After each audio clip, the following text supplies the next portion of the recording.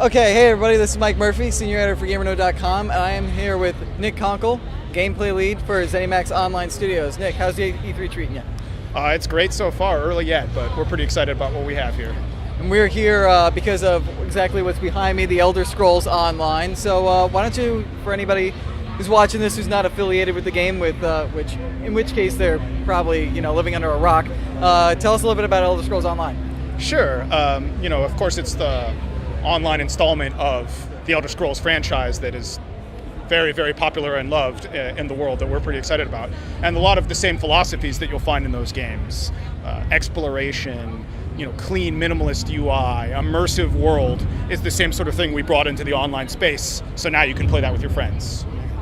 And the big news for E3 was that Elder Scrolls Online is coming to both the PlayStation 4 and the Xbox One. Can you tell us a little bit about what it was like trying to set up the gameplay so it works about as well on PC as it does on the new consoles? Yeah, absolutely. As it turns out, it was a pretty natural process. A lot of what we had in mind for the core gameplay, independent of the platform, was this strategic and immersive style of combat, as opposed to something that's more rotation-based or something a little more traditional for an MMO.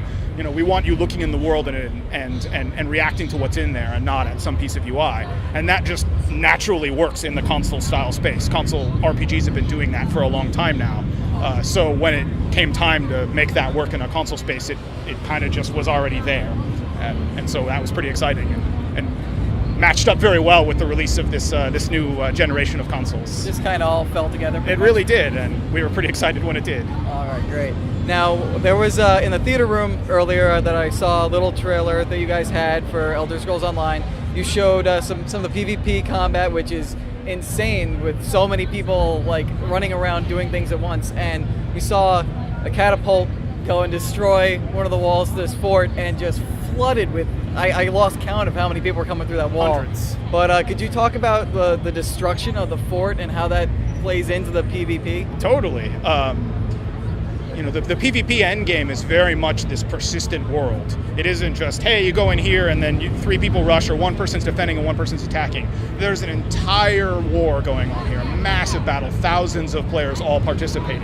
And then an individual battle within that, like that keep, might have only hundreds of players or all the way down to just a couple, depending on the importance of the objective or what the side is organized. And when you're taking a major strategic point, like a keep like that, how you take it is important. So one of your options is to just sack the walls, and then, like what you saw, people can just rush in, which really puts you in a good position to take that keep over. But then, now I own the keep, and all the walls are all destroyed, and if the other side regroups, then they have to come in. So it's sort of incumbent on you to make sure to repair that very quickly, and the more damage you cause when you took it out, the bigger the problem that is. You got to be really smart and strategic when you're sieging a place. Totally. If you can take a keep with minimal destruction of it, you're in a much better position to hold it for the long term. But sometimes that's not important. Sometimes you're just passing through, and you actually want to leave it as damaged as possible so the other side can repair it. There's a huge tactical meta game there, in addition to just sort of the individual fun of, haha, I knocked that wall down, all the people fell off, that was hilarious, let's kill them all. Yeah. Now, another thing that I saw in the trailer back there, and I believe we also saw yesterday, I believe it was a Sony press conference, was this huge gateway just opened up into the sky, and creatures just came through, specifically like this, I believe it was a huge dragon. Could you explain exactly what those kinds of gates are? Is that an Oblivion gate exactly? It's called a Dark Anchor. Molag Bal is sort of the major Daedric threat in our game, and his strategy, there's basically a pact in the Elder Scrolls lore that says Daedric princes can't come into the world of Tamriel and mess with things. So they're always looking for sort of schemy ways to do that. And his plan is to throw this giant anchor into the world and pull it into his realm of Oblivion, which is called Cold Harbor. And that's what you see, is him trying to find an anchor point into the world to pull it in. And what you do as the players, you want to go in there and detach that point and send it back there so that it doesn't happen. And of course, he sends his powerful lieutenants to protect that, like what you saw, which is called the Daedric Titan, this giant flying Daedra that's very, very threatening and hard to kill.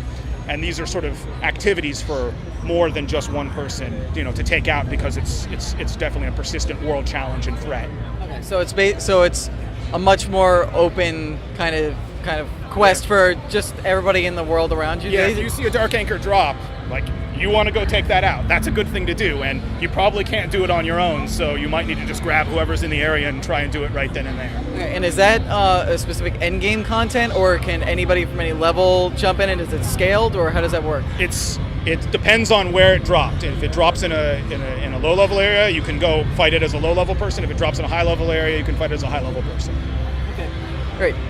Elder Scrolls Online. I'm looking forward to it. Nick, thank you so much, You're certainly and welcome. stay tuned, everybody.